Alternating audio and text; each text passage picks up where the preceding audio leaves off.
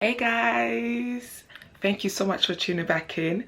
So today we are talking about 7 things I wish I knew before getting married.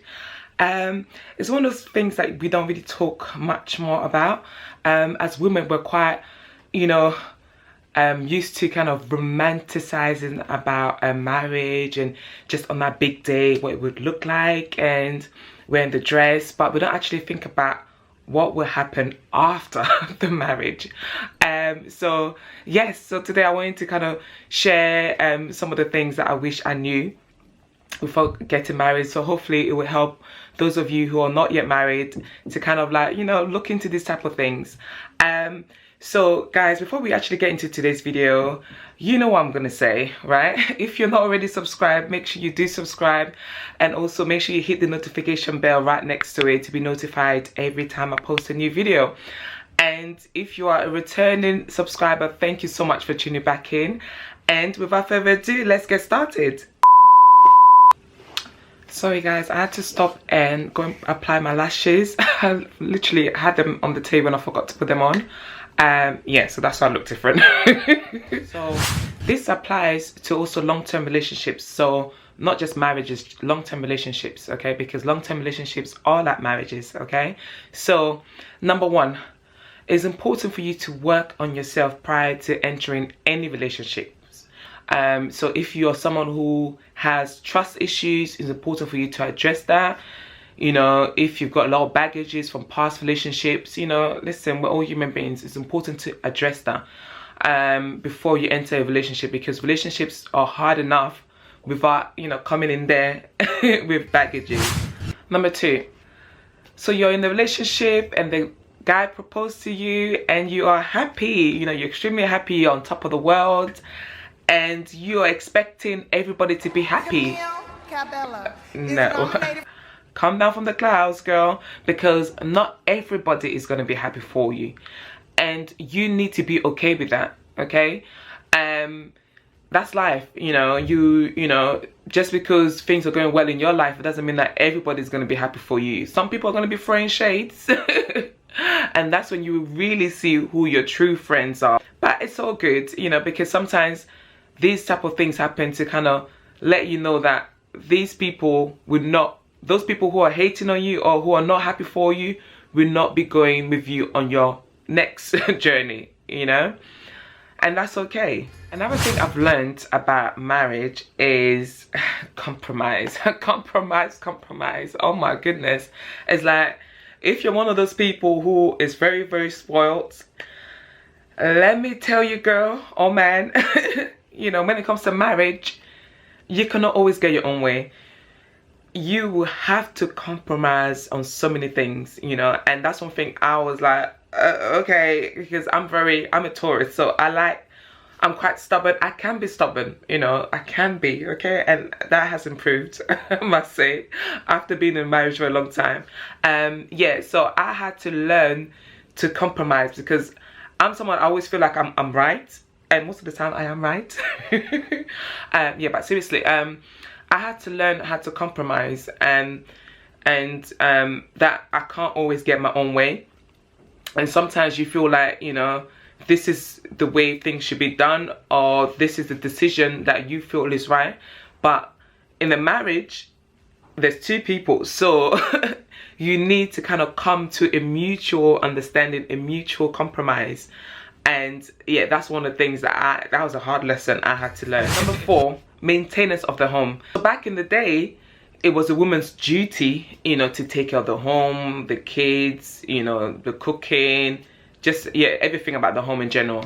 And I remember when I entered in my relationship, in my marriage, myself and my husband were all about, we said, look, we're going to do everything 50-50.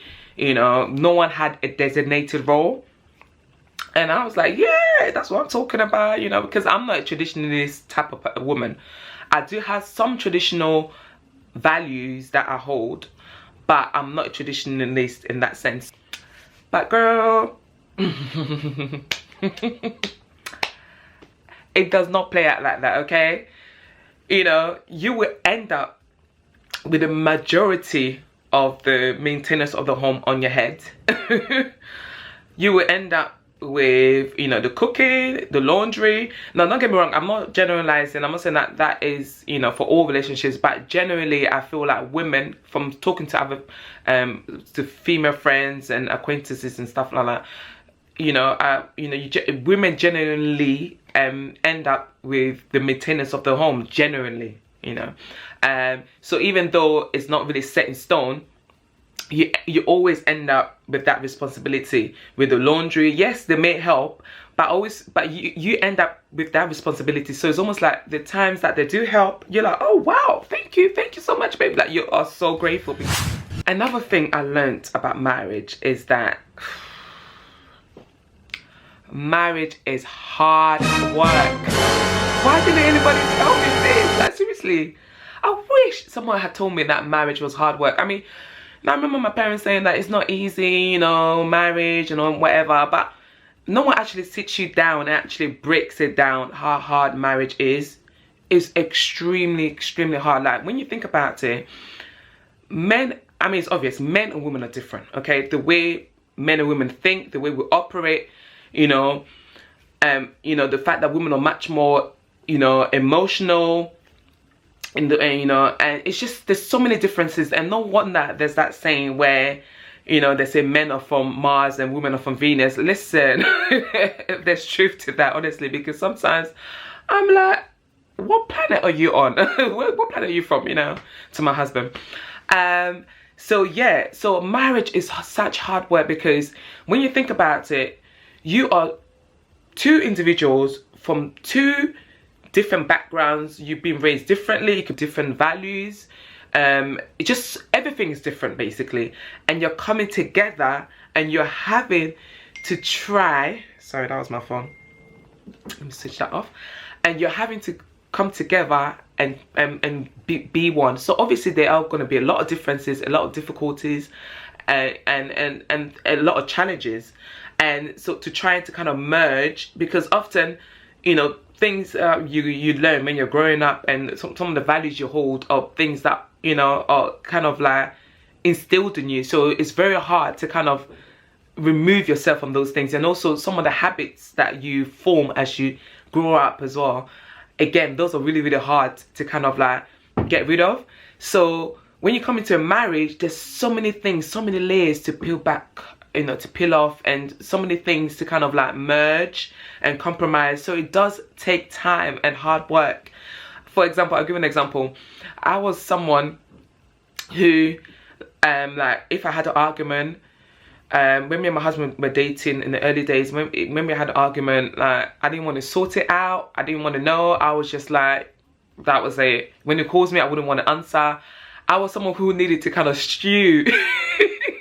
I needed to stew in that argument, in that resentment, in that anger, for a while. But he was completely different to me. He was someone that, if we had an argument, within an hour, he will, you know, he'd be talking to me, trying to crack jokes, and I'd be looking at him like, excuse me, like, don't talk to me.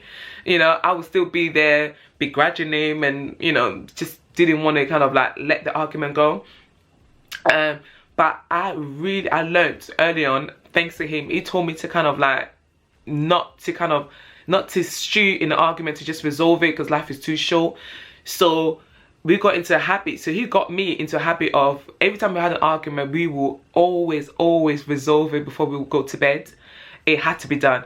And I remember it took me a long time to really get on board with that, because it was something that was just, it was so unnatural to me. It was just, I just found it really difficult to kind of deal with the issue before, you know, the end of the day, basically, you know. And yeah, so definitely marriage is hard work. It takes a lot of patience. God, patience, guys, I cannot emphasize.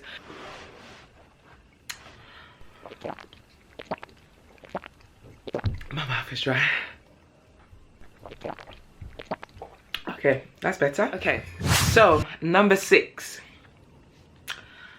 you share everything. That's why it's called a partnership. So everything, you have to share everything. So gone are the days where you just like, let's say for example, you go to the kitchen, you feel like eating something and you rustle up something and you know, you go about your business. No, in a marriage, whether your husband is present or not, you have to be thinking about his needs, about him. Has he eaten? Is he okay? You know, would he or she want XYZ?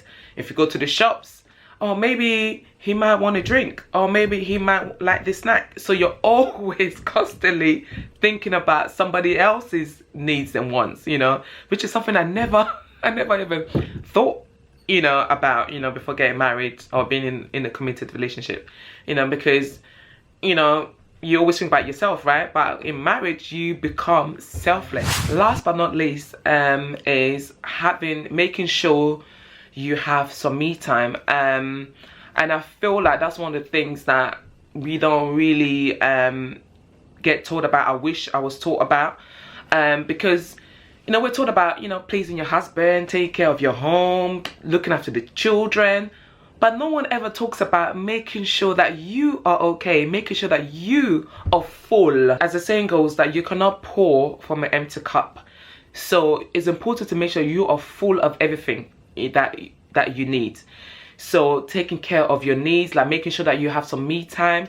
For example, like making some time to see your friends, you know, if it means going out for lunch with your friends, or if it means making time to do your nails, your eyelashes, you know, whatever makes you happy or makes you feel good. It's important to take that time out, because I feel like when you take that time out and you feel full, you feel charged, you can give so much more to your husband, to your children, to your relationships. It's important for husband and wife to have their own time away from each other so that you can miss each other, you know. So when you come together, it's just like, whoa, oh my gosh, babe, I missed you. And you know, butterflies start, you know, flying. So definitely having some space, some me time is important for both, you know, both parties, and it makes for a very, very healthy relationship. I would also love to hear your comment about what it's like to be in a marriage and what you've learned. And if you're not married, that's fine. You know, if you're in a long-term relationship, please, I would love to hear your opinion. So guys, on that note, I'll end it there. So I hope you've enjoyed it, guys. Please don't forget to like, comment and subscribe. And also make sure you share my videos. As always, thank you so much for watching, and I will see you in my next one. Bye.